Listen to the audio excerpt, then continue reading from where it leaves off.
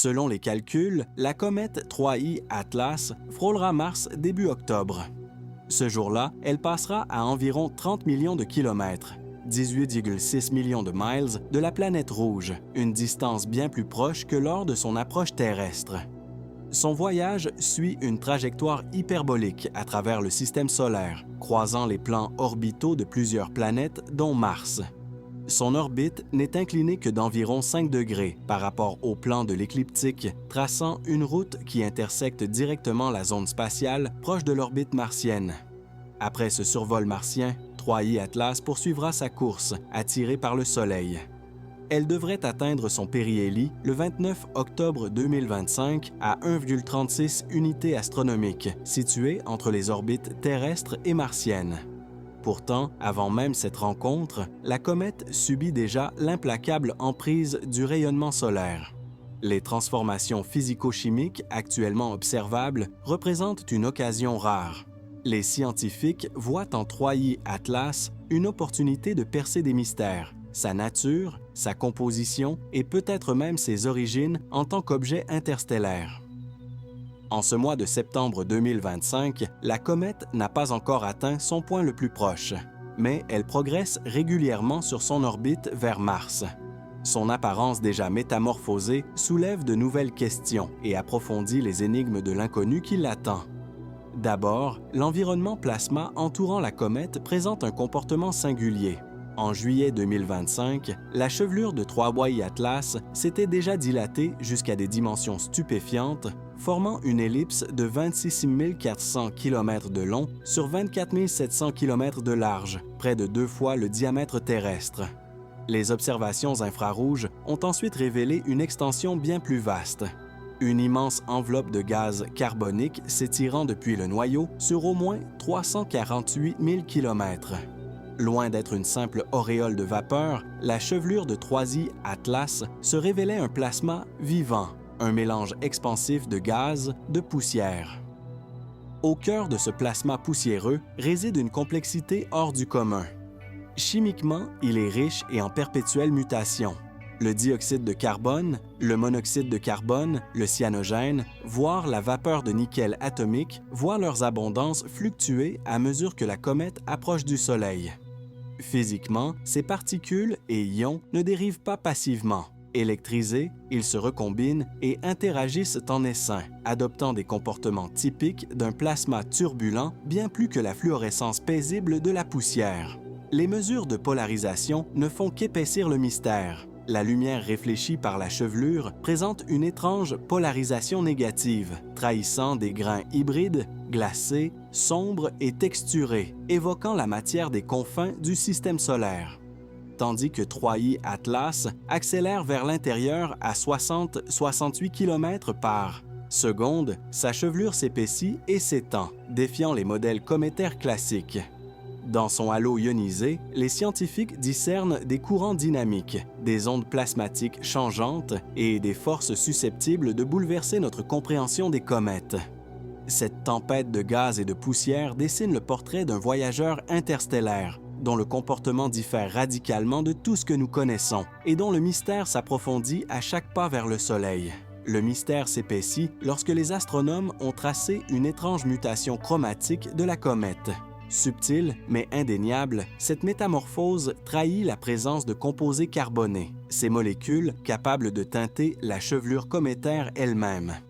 Initialement, 3I Atlas arborait une teinte rougeâtre, sa palette chromatique sculptée par des poussières et des molécules organiques analogues au tholin, une signature commune à d'autres visiteurs interstellaires et à certaines comètes du système solaire.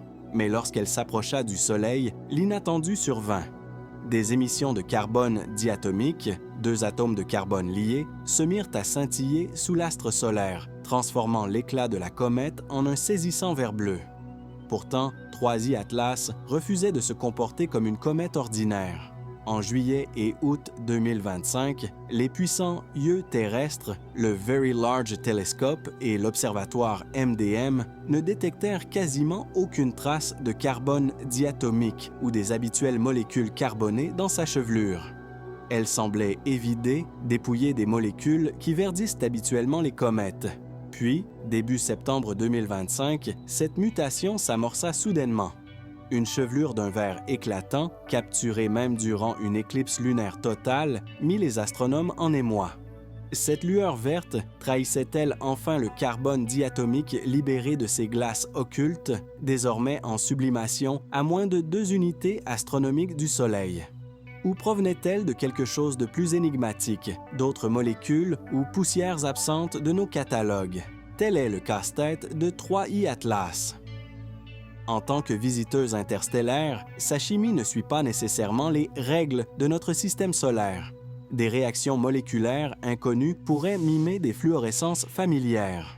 Ces couleurs changeantes racontent une histoire plus profonde, une chimie en constante évolution qui défie les explications simplistes.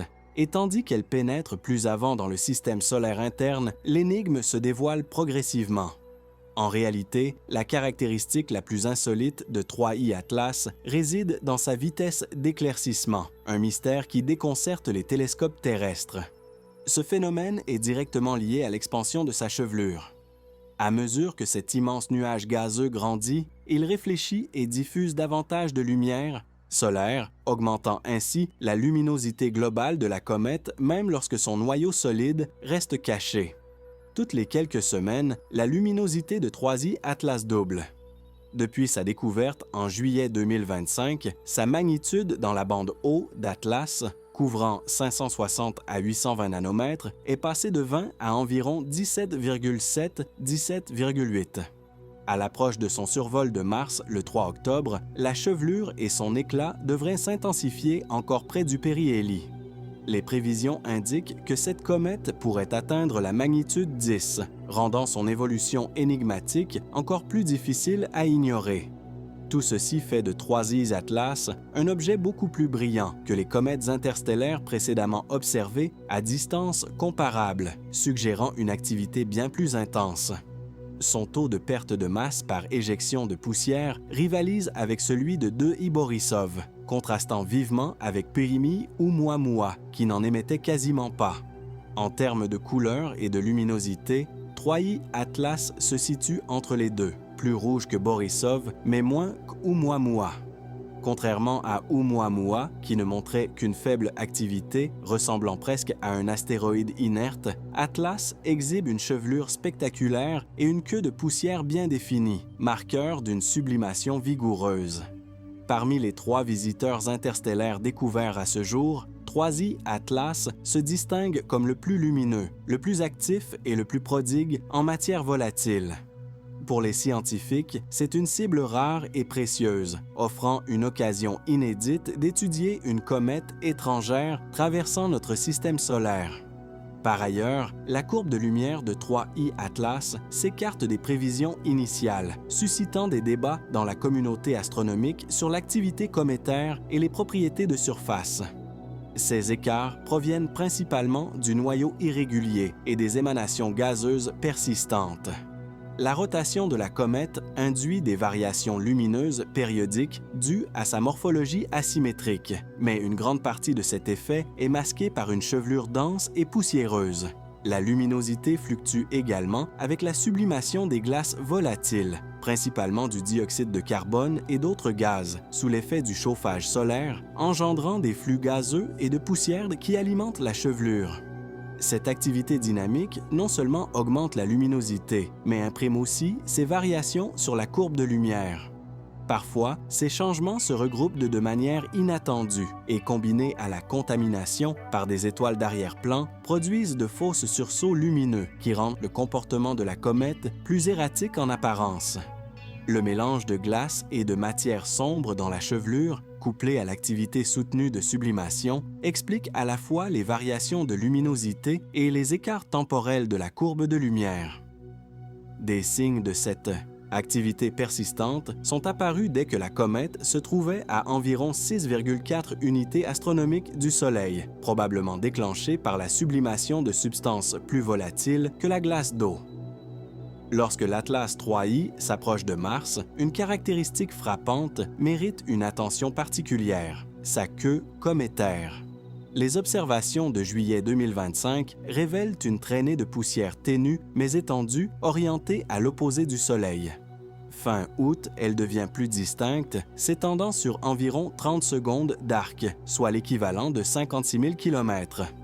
Cette croissance marque une intensification de l'activité cométaire, avec l'éjection de fines particules de poussière à grande vitesse.